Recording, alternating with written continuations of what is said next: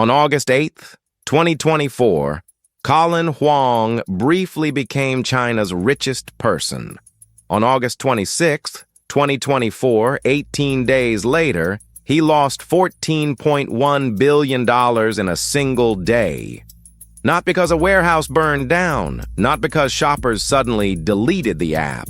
The man behind Pinduoduo and Temu had built one of the fastest bargain machines the world had ever seen. But under that machine was a weakness most customers never noticed. It was not hidden in a factory. It was not hidden in a checkout button. It was sitting inside a U.S. customs rule. This is the story of how Temu made cheap shopping feel like magic, and how one rule change forced the magic to show its math. Temu arrived in the United States in September 2022 with a promise so simple it almost sounded like a joke. Shop like a billionaire. The app did not ask Americans to understand supply chains. It asked them to tap a screen and watch the price fall. A charger for less than lunch. A kitchen tool that looked almost free. A toy shipped across an ocean for the cost of a coffee. And for millions of shoppers, that was the appeal. In a year when groceries, rent, and gas felt heavier, Temu offered a tiny rebellion against expensive life. The product did not need to be perfect. The point was the feeling.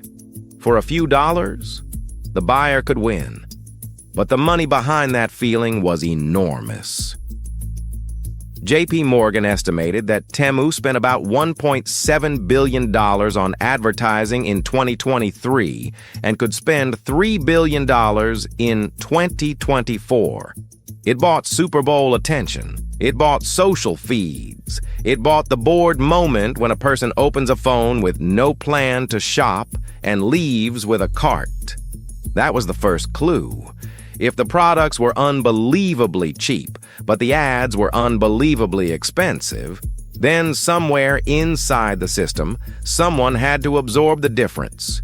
PDD's own filings described Temu as one of its platforms, alongside Pinduoduo. The group says its revenue primarily comes from transaction services and online marketing services provided to third-party merchants. In plain English, Temu was not just a bargain shelf. It was a marketplace wrapped in ads, recommendations, merchant pressure, and logistics. And the order itself was under strain. Analysts cited by the Wall Street Journal estimated that Temu lost about $6 to $7 per U.S. order in 2023. Temu disputed loss estimates, saying they were far from its actual financial situation. That dispute matters. Temu does not separately disclose all of the numbers outsiders want, but even the debate tells you what kind of machine this was. A company could spend heavily to buy attention, keep prices low enough to make the first purchase painless, and hope scale arrived before the pressure became visible. Then came the part most shoppers never saw.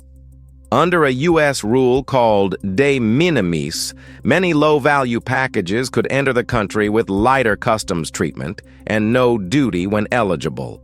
The threshold used to be $200. In 2016, it rose to $800. After that, the package stream exploded. 134 million de minimis shipments in 2015 became more than 1.36 billion in 2024. Customs and Border Protection was processing more than 4 million de minimis packages a day on average. That is the scale where a loophole stops looking like a footnote and starts looking like infrastructure. A U.S. House committee put the Temu question in sharper terms. In 2023, it reported that Temu and Shein together were likely responsible for more than 30% of daily de minimis packages entering the United States. Almost 600,000 packages a day. The same committee said the two paid zero in U.S. import duties in 2022, while Gap paid an estimated $700,000. One comparison explained the whole advantage. Not every small package was suspicious. Not every low price was abuse. But the system was tilted towards speed, fragmentation, and scale. A traditional importer could look expensive before a Temu package even reached the cart. And there was another problem. The House Committee alleged that Temu reported no auditing or compliance system to affirmatively examine Uyghur Forced Labor Prevention Act compliance beyond supplier terms. Temu says it strictly prohibits the use of forced labor, and those findings were not a court ruling that Temu products were made with forced labor. Still, the pressure was growing. Lawmakers were asking who was responsible when millions of tiny packages crossed the border. Regulators were asking what platforms owed shoppers when scale moved faster than inspection. Even in Europe, authorities opened proceedings over illegal products and design risks. But those were warning lights. The main break in the story came in the United States. Then May 2nd, 2025 arrived.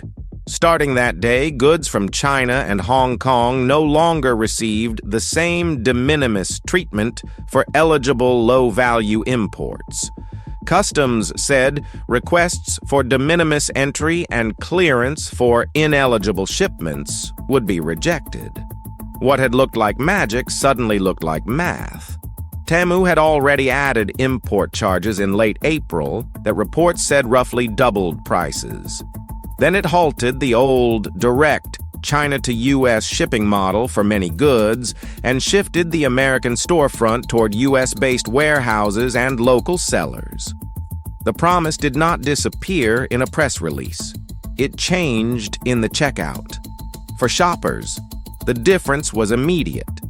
The deal that had felt impossible now had an extra charge. The price that looked like a glitch now looked closer to a normal import. And when a bargain app loses the feeling of impossible cheapness, the whole funnel starts to shake. Within about 2 weeks, Temu's rank in the U.S. App Store fell from number 3 to about number 85. Sensor Tower data cited by CNBC said U.S. daily active users fell 52% in May 2025 versus March. The advertising machine pulled back too. Reports said Google shopping ad impressions went from about 19% to 0 in April 2025. U.S. ad spend fell 31% that month. Then by January through May 2026, Sensor Tower data reported by DigiDay said Temu had gone from X's single largest advertiser to its 51st largest, a reduction of about 95% year over year. This was not a small adjustment. It was the business model changing shape in public.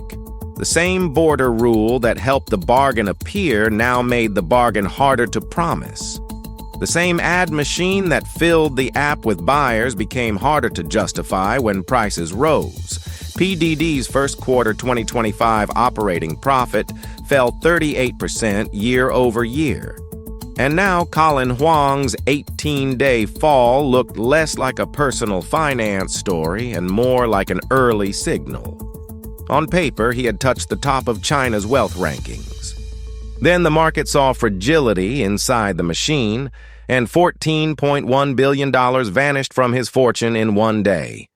But here is the twist. Temu did not die. It adapted. It recruited local sellers. It moved more goods through U.S. warehouses. It leaned into a semi-managed model where more inventory could already be inside the market before the shopper clicked buy. The package could still be cheap, but the old shortcut was shorter. The company was no longer just racing a parcel from China to a doorstep. It was trying to become a more normal retailer without losing the addictive power of an abnormal price. That is why the Temu story is more complicated than a simple scandal. Ending de minimis does not only hurt platforms. An NBER working paper estimated that eliminating Section 321 would reduce U.S. welfare by roughly $10.9 to $13 billion, with lower income and minority consumers hit hardest. Cheap imports were not just a corporate trick. For many households, they were a way to stretch a paycheck. That is the uncomfortable part. Temu's rise exposed a system that benefited shoppers and strained enforcement at the same time. It made Americans feel like they had found a secret door in the economy. Then the rule changed, and the door turned out to have a cost. The dark truth is not that every bargain is fake. The dark truth is that a price can be built by people the shopper never sees. A seller squeezed at the source, a platform buying attention, a customs rule moving millions of packages, and a warehouse pivot when the shortcut closes. For a while, Temu made that machine look unstoppable. Then the rulebook changed, and the miracle had to become a normal business. The next time a package arrives impossibly cheap, the real question is not what it costs. It is what had to happen for that price to reach your door.